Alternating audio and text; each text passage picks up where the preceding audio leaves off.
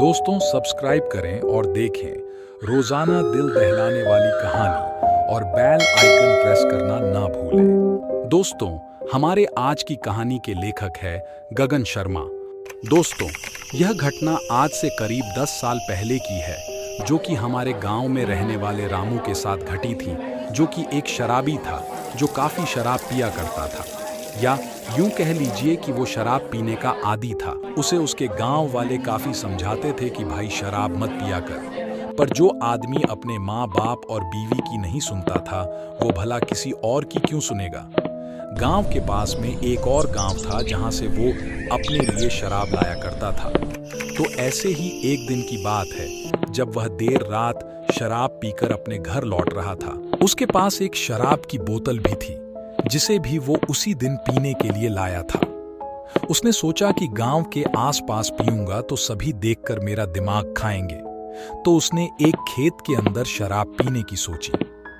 थोड़ी देर बाद वो एक खेत तक पहुंचा और शराब पीने लगा, तो तभी उसे किसी के मक्का की फसल में से निकलकर आने की आवाज सुनाई दी। वो थोड़ा नशे में था, पर वो साफ तरीके से सुन पा रहा था कि वो आवाज उसके सामने वाली मक्का की फसल की क्यारी से आ रही थी। वो सोचने लगा कि इतनी रात को कौन है, शायद इस खेत का किसान होगा।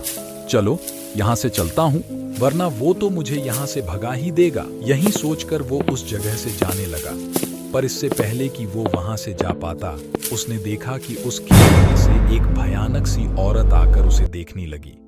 वो औरत बड़ी ही भयानक थी और उसकी ओर ही बढ़ रही थी। यह देखकर रामू वहां से तेजी से भागा और वो औरत भी उसकी ओर भागने लगी। भागते भागते रामू थोड़ी दूर आया और उसने देखा कि अब उसके पीछे कोई भी नहीं था। वो सोचने लगा कि आज कुछ ज्यादा चढ़ गई है, मैं भी ना चलो, शुक्र है कि मेरी बोतल सही सलामत है। तभी उसे जोर की टॉयलेट लगी और वो एक पेड़ के पास आकर पेशाब करने लगा।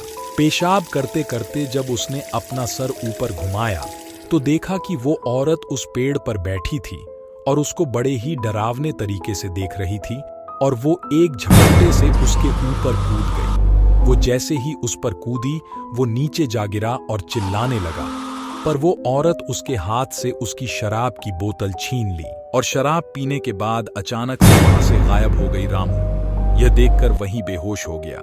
सुबह जब उसे होश आया तो उसने देखा कि उसकी शराब की बोतल वहीं थी। उस दिन से उसने कसम खा ली कि अब से शराब नहीं पीऊंगा।